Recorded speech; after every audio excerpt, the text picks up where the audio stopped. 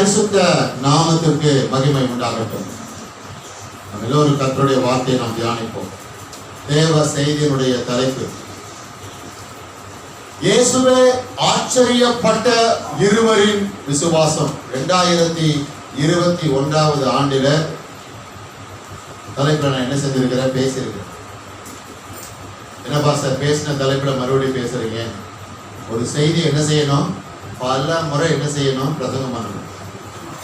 பல முறை பிரசங்கம் பண்ணணும், பல முறை என்ன செய்யணும், நம்ம கேட்கணும். அப்போதான் அந்த செய்தி உங்களுக்குள்ள என்ன அடையும், பரிபூரணம் அடையும் என்று ஒரு மிகப்பெரிய தேவ மனிதர் என்ன செய்கிறார், சொல்லுகிறார். அதுவும் இந்த தலைப்புல மறுபடி பிரசங்கிப்பது உங்களுக்கும் எனக்கும் தேவையானதா என்ன செய்கிறது, இருக்கிறது. இயேசுவே ஆச்சரியப்பட்ட இருவரின் விசுவாசம். 2 பேருடைய விசுவாசத்தை நாம் பார்த்து முடிக்க போகிறோம். ரொம்ப வசனங்கள்லாம் இல்லை. மத்தேயு புத்தகம் 8வது அதிகாரம் வேகமாக எடுத்துக் கொள்வோம். மத்தேயு புத்தகம் 8வது அதிகாரம் 5வது வசனத்திலிருந்து 10வது வசனம் வரைக்கும். இயேசு கப்பர்நகூமில் பிரவேசித்த போது 100க்கு அதிபதி ஒருவன் அவரிடத்தில் வந்து, ஆண்டவரே, என் வேலைக்காரன் வீட்டிலே திமிர்வாதமாய் கிடந்து கொடிய வேதனைப்படுகிறான் என்று அவரை வேண்டிக் கொண்டான். அதற்கு இயேசு, நான் வந்து அவனை சொஸ்தமாக்குவேன் என்றார். 100க்கு அதிபதி பிரதியுத்தரமாக, ஆண்டவரே, நீர் என் வீட்டுக்குள் பிரவேசிக்க நான் பாத்திரன் அல்ல. ஒரு வார்த்தை மாத்திரம் சொல்லும், அப்பொழுது என் வேலைக்காரன் சொஸ்தமாவான். நான் அதிகாரத்துக்கு கீழ்பட்டவனாய் இருந்தும் எனக்கு கீழ்பட்டு இருக்கிற சேவகரும் உண்டு. நான் ஒருவனை போவென்றால் போகிறான், மற்றொருவனை வாவென்றால் வருகிறான். என் வேலைக்காரனை இதை செய்வேன் என்றால் செய்கிறான் என்றார். இயேசு அதை கேட்டு ஆச்சரியப்பட்டு தமக்கு பின் செல்லுகிறவர்களை நோக்கி, இஸ்ரவேலருக்குள்ளும் நான் இப்படிப்பட்ட விசுவாசத்தை காணவில்லை என்று மெய்யாகவே உங்களுக்கு சொல்லுகிறேன் என்றார். மெய்யாகவே உங்களுக்கு சொல்லுகிறேன் என்றார். இஸ்ரவேலருக்குள்ளும் நான் இப்படியாப்பட்ட, அப்புறம் விசுவாசம் சொல்லக்கூடாது. இடையில இன்னொரு வார்த்தை இருக்குது. மூல பாஷையில இருந்து மொழிபெயர்க்கும் போது ஆமா, வெறும் விசுவாசம் இல்லை. என்ன விசுவாசம் தெரியுமா? பெரிய விசுவாசம். நீ இப்படியாப்பட்ட விசுவாசத்தை, 2 நடுவில் அம்புக்குறி போட்டு மேல பெரிய. அதனால அடுத்து நீங்க வாசிக்கும் பொழுது விசுவாசம் வாசிக்க கூடாது. எப்படி வாசிக்கணும்? பெரிய விசுவாசம். எத்தனை பேர் ஆமஞ்சல போறீங்க? பின்னாடி எல்லாம் கொஞ்சம் கவனிங்க. திடீர்னு யாரையாவது எழுப்பி நான் எங்க பேசுன்னு சொல்லி கேள்வி கேட்பேன். சும்மா விளையாட்டுலாம் கிடையாது. கவனிங்க. 100க்கு அதிபதி இயேசு கப்பர்நகூமில் என்ற ஒரு பட்டணத்தில் என்ன செய்கிறார், பிரவேசிக்கிறார். 100க்கு அதிபதி ஒருவன் வருகிறான்.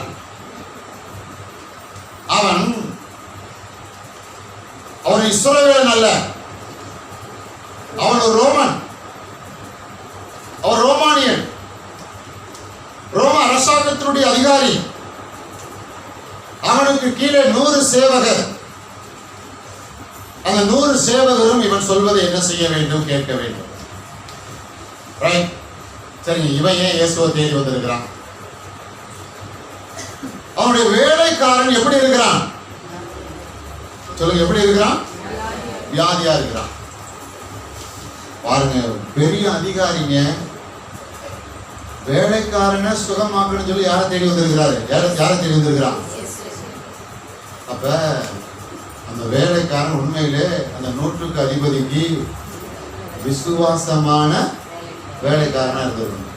ஏன்னா அந்த வேலைக்காரன் மேல அந்த 100க்கு அதிபதிக்கு எவ்வளவு ஒரு பாசம் பிரியம் அமைஞ்சிருங்களேன்.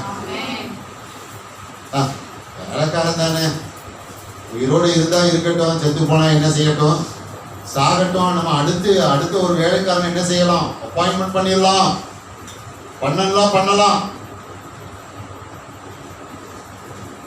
ரொம்ப உண்மையும் உத்தமமுள்ள வேலைக்காரன் போல.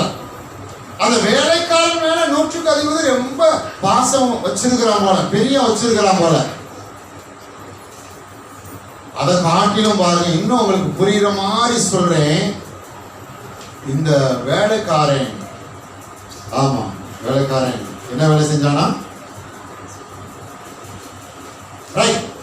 ரொம்ப அவனுக்கு பிரியமான வேலைக்காரன். அதனால பாருங்க, அவன் சுகமாகணும், அவன் நல்லா இருக்கணும், ஆரோக்கியமா இருக்கணும், ஜீவனோடு இருக்கணும், தீர்காயுசா இருக்கணும், என் கூடவே அவன் இருக்கணும் சொல்லி பாருங்க 100க்கு அதிபதி இயேசுவை தேடி வந்துட்டாங்க.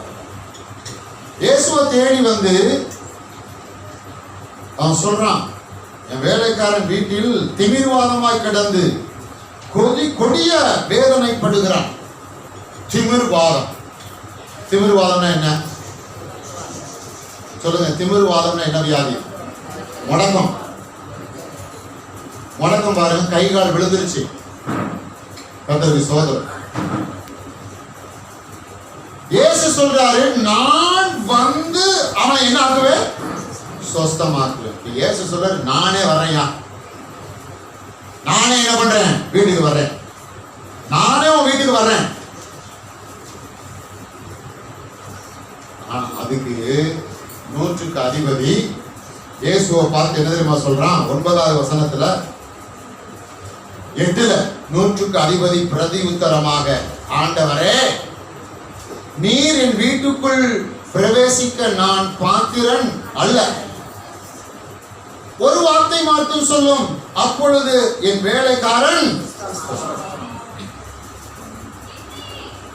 அப்படின்னா என்ன அர்த்தம்? ஆண்டவரே, என் வீட்டுக்கு நீங்க வர்றதுக்கு நான் ஒன்னும் அவ்வளவு பெரிய ஆளு இல்லை. சொல்றது யாரு? 100க்கு அதிபதி. அந்த நாட்கள்லாம் 100 பேருக்கு அதிபதினா அது பெரிய பதவி. அப்படி ஆட்கள் எப்படி இருப்பாங்க? பயங்கர அலட்டலா இருப்பாங்க, பெருமையா இருப்பாங்க, ரொம்ப பெருமையா இருப்பாங்க. பாருங்க, அவ்வளவு சீக்கிரமா கீழே இறங்கி வரமாட்டாங்க. இயேசுவை பார்த்து, என் வீட்டுக்கு நீர் வருவதற்கு நான் பாத்திரம் அல்ல, ஒரு வார்த்தை மாத்திரம் சொல்லும். அதான் விளங்கிக்கோங்க. என் முன்னாடி நிக்கிறவர் யாருன்னு அவளுக்கு நல்லா புரிஞ்சிச்சு. எதை அமைஞ்சத போறீங்க? சகலத்தையும் படைத்தவர் யாரு? இவர் தான். இவர் தான் ரட்சகர், ஆண்டவர். அதனாலதான் சொல்றான், என் வீட்டுக்கு வர்றதுக்கு நான் அவ்வளவு பெரிய ஆள் இல்லை ஆண்டவரே. நீங்க இருந்த இடத்துல இருந்து ஒரு வார்த்தை சொல்லுங்க, என் வேலைக்காரன் என்ன ஆயிடுவான்? சொஸ்தமாயிடுவான். எத்தனை அமைஞ்சல போறீங்க? நீங்க எத்தனை வார்த்தை சொல்றீங்க? ஆண்டவருடைய வார்த்தை எத்தனை வார்த்தைனாலும் சொல்லுங்க. ஆண்டவருடைய வார்த்தையை விட்டுட்டு வேற வார்த்தையெல்லாம் சொல்லிட்டு இருக்கீங்களா? கர்த்தருடைய வசனத்தை விட்டு வேற வேற வார்த்தையெல்லாம் சொல்லிட்டு இருக்கீங்களா? 9, நான் அதிகாரத்துக்கு கீழ்பட்டவனாய் இருந்தும் எனக்கு கீழ்பட்டு இருக்கிற சேவகரும் உண்டு. நான் அதிகாரத்தில் இருக்கிறேன், எனக்கு கீழ்ப்படுகிற வேலையாட்கள்லாம் இருக்கிறாங்க. ஒருவனை போ என்றால் போகிறான், மற்றொருவனை வா என்றால் வருகிறான். நான் ஒருவனை பார்த்து போன்னு சொன்னா என்ன செய்யறான்? மறு பேச்சை பேசாம என்ன செய்யறான்? போறான். இன்னொருவனை வா அப்படின்னா பதில் பேசாம என்ன செய்யறான்? வர்றான். அந்த அதிகாரம் எனக்கு என்ன செய்யப்பட்டிருக்கிறது? கொடுக்கப்பட்டிருக்கிறது. ஒரு மனிதனாய் அதிகாரியாய் இருக்கிற எனக்கே, என் வாயிலிருந்து வருகிற அந்த வார்த்தைக்கு இவ்வளவு அதிகாரமும் வல்லமையும் இருக்கும் என்றால் நீர் யார்? ஆண்டவர். எதை ஆமதில போறீங்க? ஆண்டவர். அப்படி என்றால் உம்முடைய வாயிலிருந்து வருகிற வார்த்தைக்கு எவ்வளவு அதிகாரம் உண்டு? புரிஞ்சு அமைச்சராக அவன் விளங்கி கொண்டான். வார்த்தையில் இருக்கிற வல்லமை, வார்த்தைக்கு இருக்கிற வல்லமை 100க்கு அதிபதி விளங்கி கொண்டான், புரிந்து கொண்டான். இன்னைக்கு நீங்களும் நானும் கவனிங்க. ஆண்டவருடைய வார்த்தைக்கு, அவருடைய வசனத்தை இருக்கிற வல்லமை அறிந்து கொண்டால், புரிந்து கொண்டால், பிசாசு உங்ககிட்ட என்ன செய்ய முடியாது? வர முடியாது. அவனுடைய கிரிகள் கொண்டு வந்து உங்க மேல போட முடியாது. அவருடைய குழப்பங்களை, நஷ்டத்தை, கஷ்டத்தை, நோயை, தரித்திரத்தை, சண்டைய, பாவத்தை, கவலையை எதையும் கொண்டு வந்து போட முடியாது. 100க்கு அதிபதி வார்த்தைக்கு இருக்கிற வல்லமை. என் வாயிலிருந்து வர்ற வார்த்தைக்கு என்னிடத்தில் வேலை செய்கிறவர்கள் என்ன செய்கிறார்கள்? கீழ்ப்படுகிறார்கள். என் வாயிலிருந்து வர்ற வார்த்தைக்கு இவ்வளவு வல்லமை இருக்குத. இப்ப இயேசுவை உங்க வாயிலிருந்து வர்ற வார்த்தைக்கு எவ்வளவு வல்லமை இருக்கும் அப்படின்னா, உங்க வாயிலிருந்து வர்ற வார்த்தைக்கு எவ்வளவு வல்லமை உண்டு என்பதை நான் கண்டுபிடித்து விட்டேன், அறிந்து கொண்டேன், புரிந்து கொண்டேன். நான் நினைக்கிறேன் இயேசுக்கு பின்னாடி இருக்கிற கூட்டம் என்ன செய்யல, இயேசுடைய வார்த்தைக்கு இருக்கிற வல்லமை அதிகாரத்தையும் சரியா இன்னும் புரிஞ்சு கொள்ளல, கண்டுபிடிக்கல. அதனாலதான் திரும்பி பார்த்து சொன்னாரா இல்லையா? திரும்பி பார்த்து அங்க அந்த வசனம், கடைசி வசனம் 10வது வசனத்தில் எழுதியிருக்கு, பார்ப்போம், கவனிக்கலாம். அதனால நீங்க இருக்கிற இடத்துல என்ன செய்யுங்க? ஆமா, ஒரு வார்த்தை சொல்லுங்க. எத்தனை வார்த்தை? ஒரு வார்த்தை.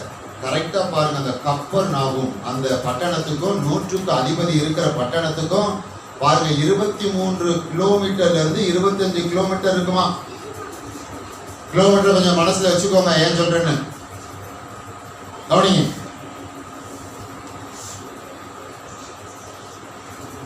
இயேசு இருக்கிற இடத்துல என்ன பண்றாரு? 100க்கு அதிபதி அவருடைய வேலைக்காரனுக்காக ஜெபிக்கிறாரு.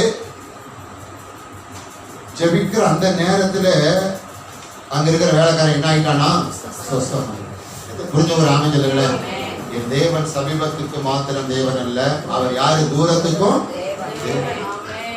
நீங்க விசுவாசமா ஒரு நிச்சயத்தோடு நீங்க மதுரையில இருந்து லண்டன்ல இருக்கிற ஒரு நபருக்கு என்ன செய்யலாம்? ஜெபிக்கலாம். கர்த்தர் ஜெபத்தை என்ன செய்வா?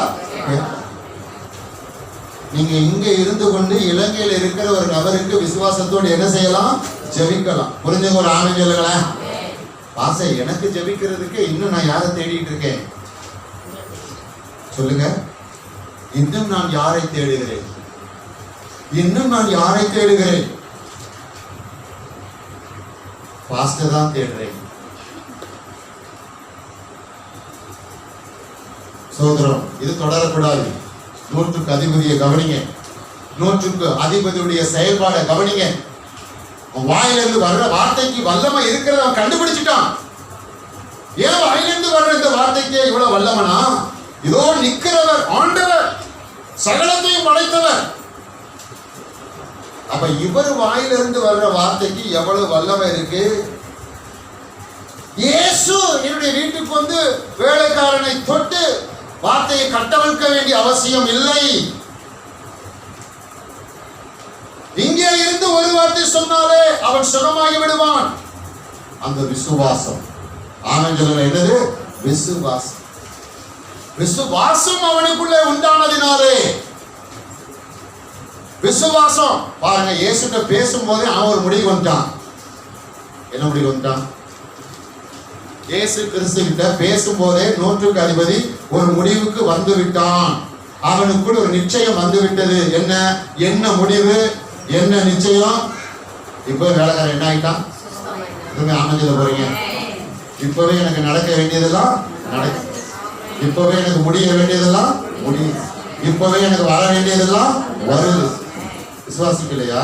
எப்படி உட்கார்ந்துருக்கீங்க பாருங்க, ஆணி அடிச்ச மாதிரி. விசுவாசிக்க கையை வைத்து ஒரு ஆனந்தம். விசுவாசம். விசுவாசம். விசுவாசம் என்றால் என்ன? நீங்கள் எதை நினைக்கிறீர்களோ அதில் எப்படி இருப்பது? உறுதியாக. எது நடக்கும் என்று நினைக்கிறீர்களோ அதில் உறுதியாக. எது முடியும் என்று நினைக்கிறீர்களோ அதில் உறுதியாக. எது ஆகும் என்று நினைக்கிறீர்களோ அதில் உறுதியாக. அதான் விசுவாசங்க. அதான் விசுவாசங்க. கவனிங்க. 10வது வசனம். இயேசு இதை கேட்கிறார். காது கொடுத்து கேட்கிறார். 100க்கு அதிபதி சொன்ன அந்த வார்த்தையெல்லாம் காது கொடுத்து கேட்கிறார். கவனிங்க. காது கொடுத்து கேட்கிறார். கேட்டுட்டு என்ன செஞ்சாரா? என்ன பண்ணாரா? சத்தமா சொல்லுங்க. ஏன்? எதுக்கு இயேசுக்கு ஆச்சரியம் வந்தது? என்ன தெரியுமா? என் பின்னாடி இருக்கிற இந்த இஸ்ரவேலருக்குள்ள இப்படியாப்பட்ட விசுவாசம். விசுவாசம் எதுக்கு வந்தது? யார நினைச்சு வந்தது? 100க்கு அதிபதியை குறிச்சு. 2வது இயேசுவுக்கு பாருங்க ஆச்சரியம் ஏன் தெரியுமா வந்தது? அவங்களை திரும்பி பார்த்து நம்ம எல்லாம் சொல்லணும், அட பாரியா, இப்படி வச்சா என்ன அர்த்தம்? ஆச்சரியம். என் பின்னாடி வர்றவங்க என் சொந்த ஜனங்க, என் அறிந்த ஜனங்க, என் வார்த்தையை அறிந்த ஜனங்க. அவங்களுக்குள்ள இப்படியாப்பட்ட பெரிய விசுவாசம் இல்லையா? இந்த நபர் யாரு? புறமார்க்கத்தான், ரோமானியன். இந்த நபருக்குள்ள இப்படியாப்பட்ட விசுவாசமா? திரும்பி பார்க்க வைக்கிற விசுவாசம். இன்னொரு தலைப்புல சொன்ன எப்படி சொல்லலாம்? திரும்பி பார்க்க வைக்கிற விசுவாசம். யார? விசுவாசமே இல்லாத இஸ்ரவேல் ஜனங்களை ஏன் திரும்பி பார்த்தாரு? எப்பா நீங்கெல்லாம் விசுவாசத்தை கடைபிடிக்கிறேன்னா இப்ப யார பார்க்கணும் சொல்லுங்க? யார பார்க்கணும்? என்னோட அவன் பெரிய ஆளானே, நான் அவனை பார்க்கணுமா? அப்போ அவன் போட்டியும் என்ன வந்துடும்? நல்லா கவனிங்க, கொஞ்சம் வளர்ந்தவங்களை கவனிங்க, வார்த்தையில வளர்ந்தவங்களை கவனிங்க, விசுவாசத்துல வளர்ந்தவங்களை கவனிங்க, கர்த்தருக்கு அடுத்த காரியத்துல வளர்ந்தவங்களை கவனிங்க, அவங்களோட ஐக்கியம் வைங்க, அவங்களோட நல்ல ஒரு என்ன செய்யுங்க, கான்டாக்ட்ல இருங்க. அது நல்லது. இயேசு இதை கேட்டு ஆச்சரியப்பட்டு தமக்கு பின் சொல்லுகிறவர்களை நோக்கி பின்னாடி திரும்பி பார்க்கிறார். இஸ்ரவேலருக்குள்ளரும் நான் இப்படியாப்பட்ட பெரிய விசுவாசத்தை காணவில்லை என்று எப்படி சொல்றேன்? இங்க உரிமைதான். மெய்யாகவே உண்மையிலே சொல்றேன், உண்மையிலே சொல்றேன். இது இப்படி இருக்கா? இன்னொருதான் வர்றான் பாருங்க, வசனத்தை எடுத்து காட்ட நேரம் இல்லை.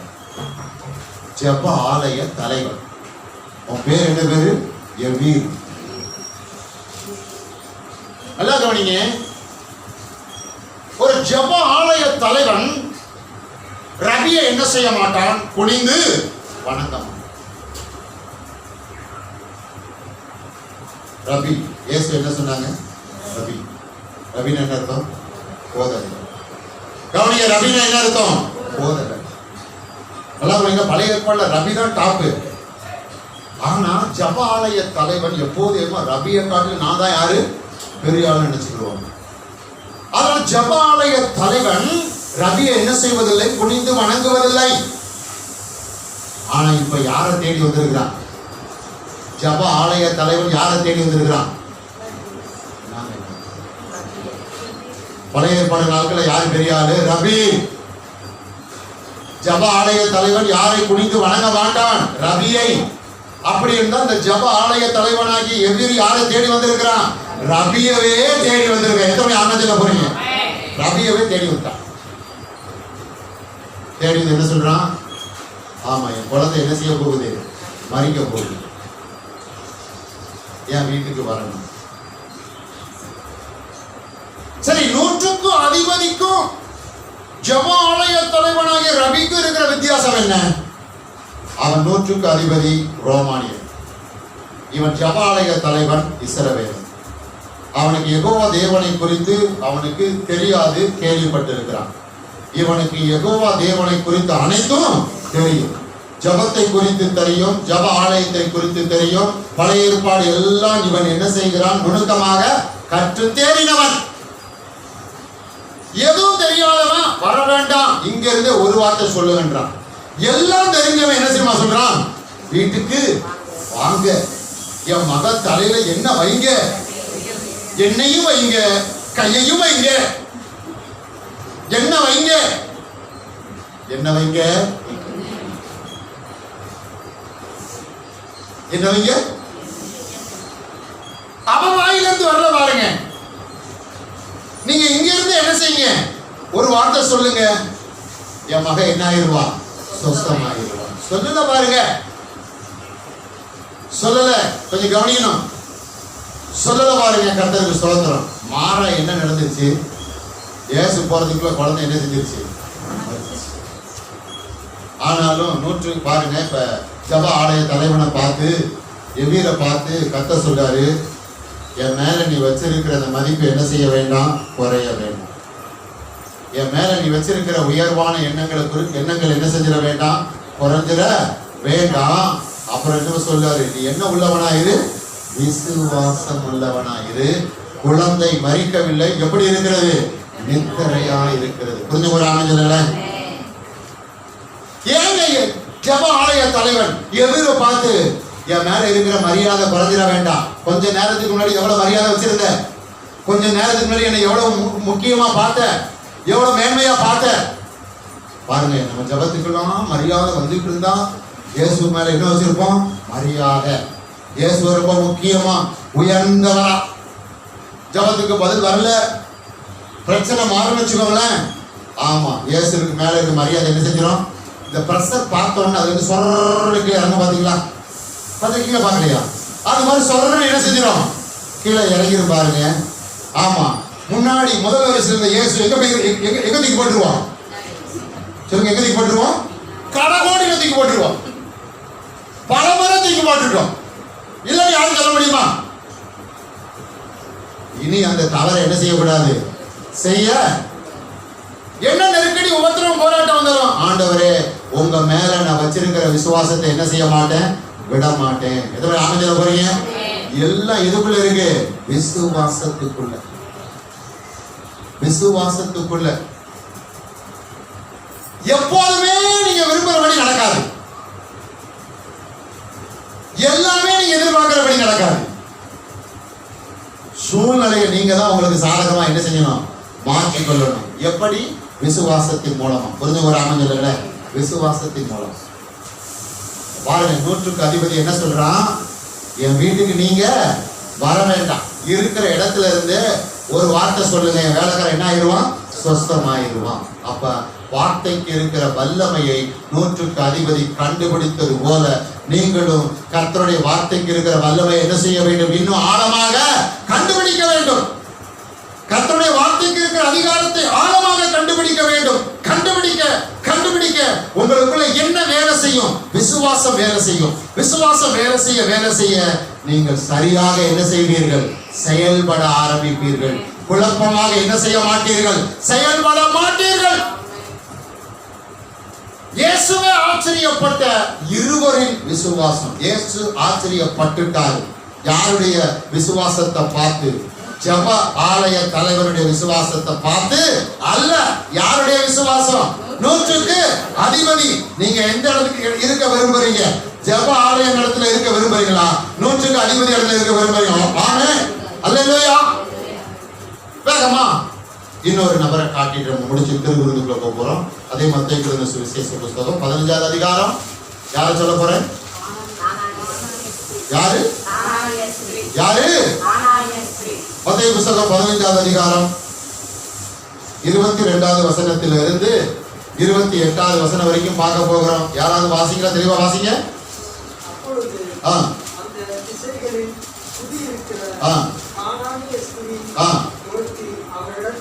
வந்து இறங்கும் என் மகள் பிசாசினால் கொடிய வேதனைப்பட்டு படுகிறாள் என்று சொல்லி கூப்பிட்டாள். அவளுக்கு பிரதியுத்தரமாக அவர் ஒரு வார்த்தை சொல்லவில்லை.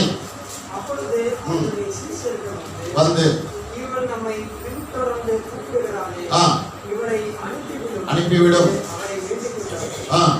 அதற்கு அவர் காணாமல் போன ஆடுகளாகிய இஸ்ரவேல் வீட்டாரிடத்திற்கு அனுப்பப்பட்டேனே என்று மற்றபடி அல்ல என்றார்.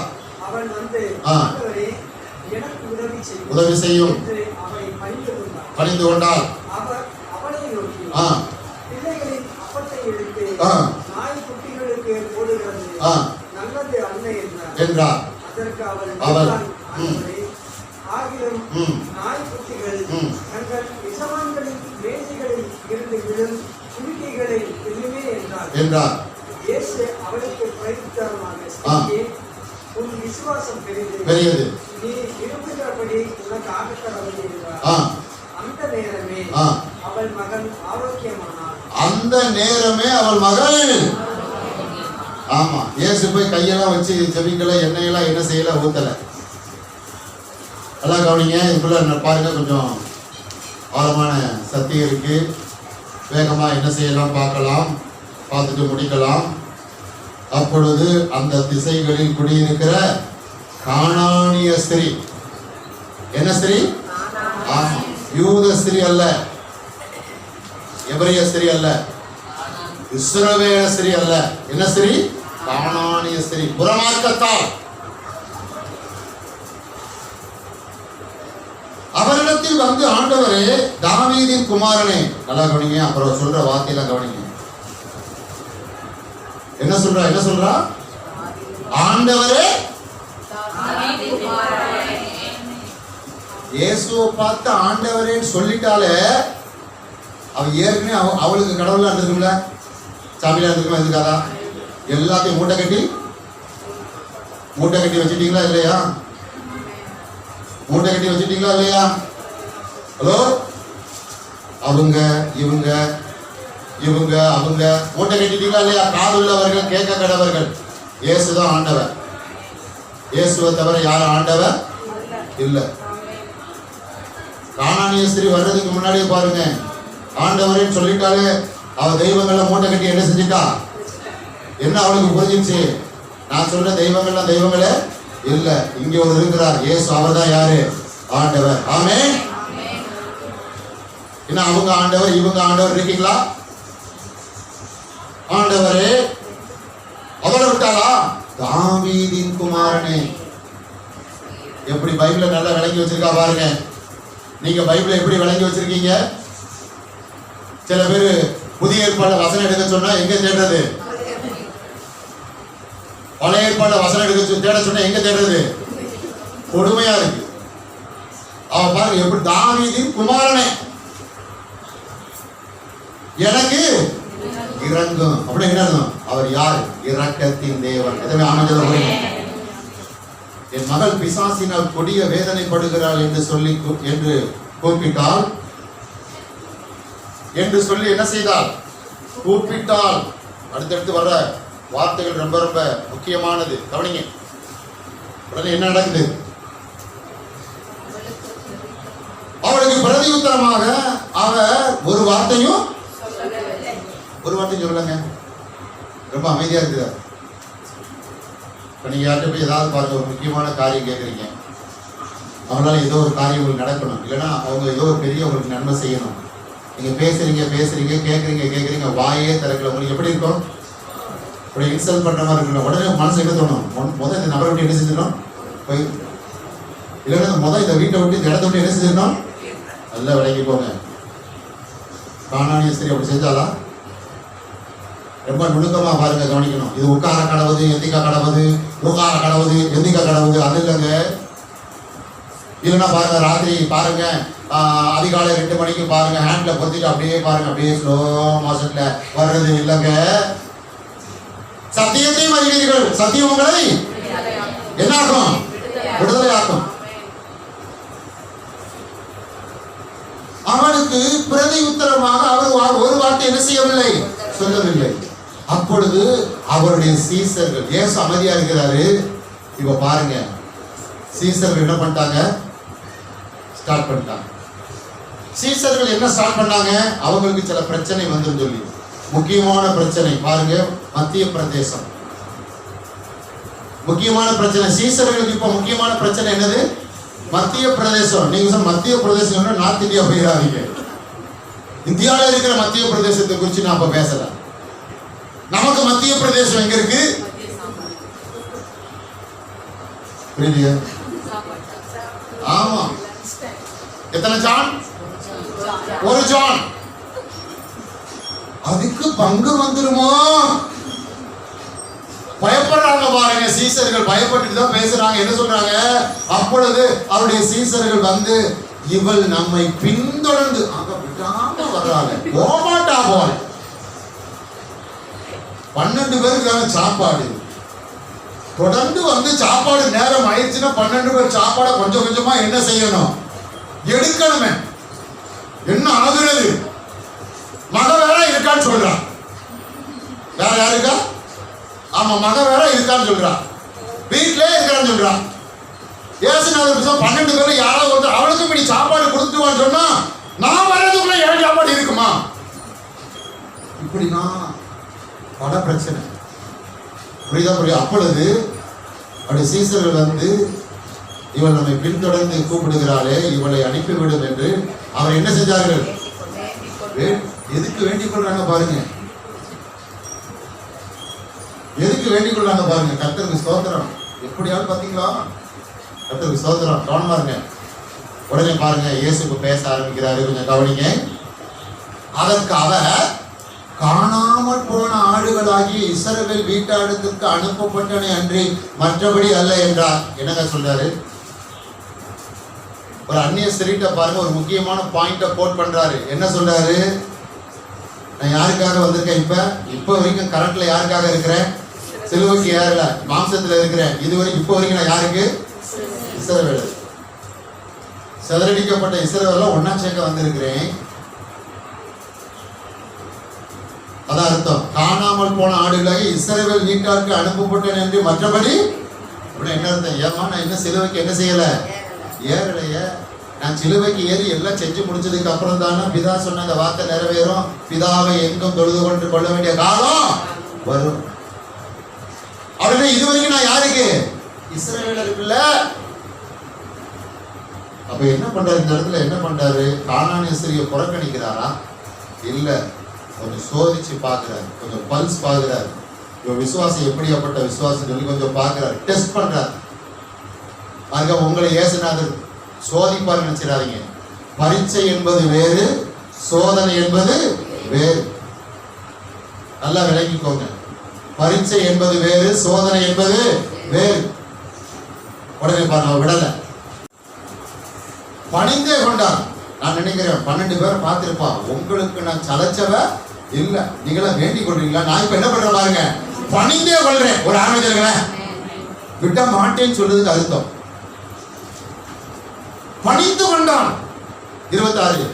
அவர் அவளை நோக்கி, ரொம்ப முக்கியமான குறிப்புங்க, அவர் அவளை நோக்கி, பிள்ளைகளின் அப்பத்தை எடுத்து நாய்க்குட்டிகளுக்கு போடுகிறது நல்லதல்ல என்றார்.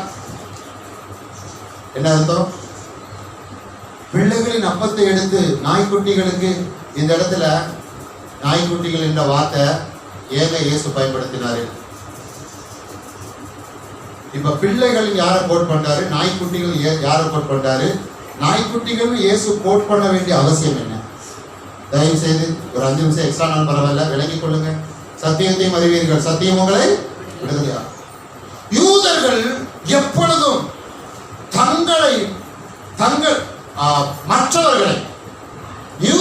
மற்றவர்களை எப்பொழுதும் எப்படி பார்ப்பார்கள்? நாய்கள். அவங்களை உயர்வா பார்ப்பாங்க. மற்ற எல்லாரும் எப்படி பார்ப்பாங்களா? நாய்கள், நாய்க்குட்டிகள். மற்ற எல்லாரும் யூதர்கள் பார்வையில் எப்படி? ஆமா, நாய்களும் நாய்க்குட்டிகளும். அது சரி பண்றதுக்கு தான் ஆண்டவர் என்ன பண்றாரு? இங்க எப்படி ஒரு வார்த்தை என்ன செய்யறாரு? போடுறாரு. சில பேர் இதை புரிந்து கொள்ளாம, என்ன பிரஜாதி மக்களை பார்த்து இயேசு யாருன்னு சொல்லிட்டாரு? நாய்க்குட்டின்னு சொல்லிட்டாரு. இல்லங்க, தவறை சரி பண்ணுவதற்கு இங்கே இப்படி என்ன செய்கிறார்? இந்த வார்த்தையை பிரயோகிக்கிறார், பயன்படுத்துகிறார். சரி, நம்ம இந்திய தேசத்துல பாருங்க 3%. எத்தனை பர்சன்ட்? யாரு? அதோ எத்தனை பர்சன்ட்? 3% யாருங்க? இன்னும் புரியலையா? ஐயோ, எத்தனை பர்சன்ட்? அவங்களும் நம்ம தேசத்துல மற்றவங்களை அவங்கள தவிர மற்றவங்களை எப்படி பாக்குறாங்க? இப்படிதான் பாக்குறாங்க, இப்படிதான் பாக்குறாங்க. கவனி,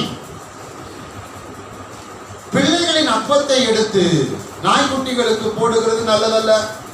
இங்க பிள்ளைகள் யார் சொல்றாரு? இஸ்ரவேல் ஜனங்களை. அப்பம்னா என்ன? ஆசீர்வாதம்.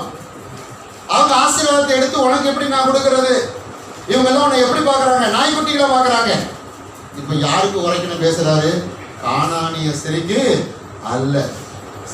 கானானிய ஸ்திரீ பட்சமா இயேசு இருக்கிறார். இஸ்ரவேலருக்கு உரைக்கும்படியாக என்ன செய்கிறார்? சொல்லுகிறார். அவர்கள் இங்கே மனம் திரும்ப வேண்டும் என்று, தங்களை மாற்றிக்கொள்ள வேண்டும் என்று. ஏற்றத்தாழ்வு உங்களுக்குள்ள இருக்கக்கூடாது. இஸ்ரவேல் கானானிய ஸ்திரீயை கவனியுங்கள்.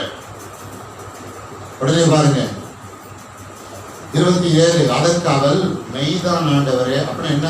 அவங்கெல்லாம் அப்படிதான் எங்களை நினைச்சிருக்காங்க. என்னன்னு நினைச்சிருக்காங்க? நாய்க்குட்டிகள் தான் நினைச்சிருக்காங்க ஆண்டவரே. இருக்கட்டும், பரவாயில்ல. ஆயினும் நாய்க்குட்டிகள் தங்கள் எஜமான்களின் மேஜையிலிருந்து விழும் துணிக்கைகளை தின்னுமே என்றார். அப்படியே பாருங்க, ஆடி போயிட்டாரு இயேசு. கானானிய ஸ்திரீ சொன்ன அந்த வார்த்தையை கேட்டு என்ன பண்ணிட்டாரு? ஆடி போயிட்டாரு, ஸ்டன் ஆயிட்டாரு. பாருங்க, திகழ்ச்சி போயிட்டாரு. எதனால? அவர் சொல்றா, என்னமா சொல்றா? ஆயினும் நாய்க்குட்டிகள் தங்கள் எஜமான்களின் மேஜையிலிருந்து விழும் துணிக்கையில என்ன செய்யும்? பரவாயில்ல ஆண்டவரே, உங்க கணங்களுக்கு நீங்க கொடுங்க. கொடுத்தது போக ஏதாவது 1-2 மிச்சம் மீதி இருக்கும்ல, அதை இப்ப என் மகளுக்காக என்ன செய்யுங்க? கொடுங்க. எத்தனை அமைஞ்சத போறீங்க? ஆமா, பார்த்துக்கோ. பெரிய விசுவாசம். என்ன விசுவாசம்? பெரிய விசுவாசம். அங்கே 100க்கு அதிபதியுடைய விசுவாசம் பெரிய விசுவாசம். இங்கே கானானிய ஸ்திரீயுடைய விசுவாசம் என்ன விசுவாசம்? பெரிய விசுவாசம். விட மாட்டேன். ஏதாவது ஒரு காரியம் கால தாமதம் ஆச்சுன்னா இயேசு கிறிஸ்து பின்னாடி போறதை நிறுத்திடக்கூடாது. பைபிள் படிக்கிறத நிறுத்திடக்கூடாது. சர்ச்சுக்கு வர்றதை நிறுத்திடக்கூடாது. வேதத்தை தியானிக்கிறத, ஆராய்ந்து பார்க்கிறத நிறுத்திடக்கூடாது. ஊழியம் செய்யறத, கொடுக்கிறத நிறுத்திடக்கூடாது. ஆத்ம ஆதாயம் செய்யறத நிறுத்திடக்கூடாது. இவன் பின்னாடியே போறான். விட மாட்டேன். எத்தனை பேர் ஆமஞ்சத போறீங்க? ஆவி சரியில்லைன்னா தூக்கம் வரும். ஆவி கரெக்டா இருந்தா என்ன வராது? தூக்கம் வராது. எழுப்பி விடுங்க. கர்த்தருக்கு ஸ்தோத்திரம். யாரும் திரும்பி பார்க்க முயற்சி செய்ய வேண்டாம். கவனிங்க. இயேசு அவளுக்கு பிரதியுத்தரமாக, ஸ்திரீயே, உன் விசுவாசம் பெரியது. அமைஞ்சத போறீங்க? ஸ்திரீயே, உன் விசுவாசம் பெரியது. நீ விரும்புகிறபடி உனக்கு ஆவாகணும். இயேசு சொன்ன உடனே கானானிய ஸ்திரீயுடைய மகள் என்ன ஆயிட்டா? ஆமென் சொல்லுங்களேன். எல்லாம் விசுவாசத்துக்குள்ள இருக்கு. எல்லாம் விசுவாசத்துக்குள்ள இருக்கு. வேகமா மார்க்கு புஸ்தகம் 9வது அதிகாரம் 23வது வசனத்தை வாசிச்சுட்டு நம்ம அப்படியே ஜெபத்துக்குள்ள வருவோம். மார்க்கு 9:23 எடுத்துக்கோங்க, வாசிங்க. இயேசு அவனை நீ நோக்கி விசுவாசிக்க கூடுமானால் ஆகும், விசுவாசிக்கிறவனுக்கு எல்லாம் கூடும் என்றார். ஆமென். அல்லேலூயா. 100க்கு அதிபதி விசுவாசித்தான். இயேசுவே, நீர் இருந்த இடத்திலிருந்து ஒரு வார்த்தை சொல்லும், என் வேலைக்காரன் சொஸ்தமாவான். அவன் விசுவாசித்தான். விசுவாசம் அவனுக்கு என்ன கூடியது? கை கூடியது. கானானிய ஸ்திரீ இயேசுவுக்கு பின்பாக விடாபிடியாக விசுவாசித்தால் மேஜையிலே இருந்து விழுகிற துணிக்கைகளை தாரும். தொடர்ந்து விசுவாசித்தார். திரும்பி போகாமல் விசுவாசித்தார். மனம் தளராமல் விசுவாசித்தார். சோர்ந்து போகாமல் விசுவாசித்தார். நம்பிக்கை இழக்காமல் விசுவாசித்தால் நீ விரும்புகிறபடியே உனக்கு ஆவ கடவுது என்று கர்த்தர் சொன்னார். எத்தனை பேர் பல காரியங்கள் விரும்பிட்டு இருப்பீங்க? அதை விரும்புறேன், இதை விரும்புறேன். கையை உயர்த்துங்க. பல காரியங்களை விரும்புறவங்க கையை உயர்த்துங்க. கையை உயர்த்துங்க. உன் விசுவாசத்தின்படி உனக்கு ஆவ கடவுது.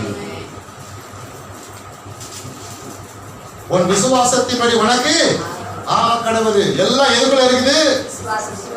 ஆமா. பாஸ்டர் வந்து ஜோமனிட்டா நடந்துரும், நடக்காது. பாஸ்டர் வந்து தலையில கை வச்சுட்டா அதெல்லாம் தற்காலிகம். நிரந்தரமா என்னது? நீ வார்த்தைக்கு பின்னாடி ஓடணும், வார்த்தையை விசுவாசிக்கணும். வார்த்தையில உறுதியா இருக்கணும், வார்த்தையை விசுவாசிக்கணும். விசுவாசமே உலகத்தை ஜெயிக்கிற ஜெயம். விசுவாசம் இல்லாமல் தேவனுக்கு பிரியமா இருப்பது கூடாது. விளங்கி கொண்டீங்களா? அதனால என்ன உள்ளவர்களா இருக்கணும்? விசுவாசம் உள்ளவர். எப்போதும் என்ன உள்ளவர்களா இருக்கணும்? விசுவாசம் உள்ளவர்களா. நான் கர்த்தரையும் கர்த்தருடைய வார்த்தையை என்ன செய்கிறேன்? விசுவாசிக்கிறேன். அதிலிருந்து என்ன செய்ய மாட்டேன்? பின் வாங்கவே மாட்டேன். கண்களை மூடுவோம், ஜெபிப்போம். தகப்பனே, உம்மை ஸ்தோத்தரிக்கிறோம், உம்மை துதிக்கிறோம். கர்த்தாவே வார்த்தையை பிள்ளைகளுக்கு பகிர்ந்து கொடுத்தீர்.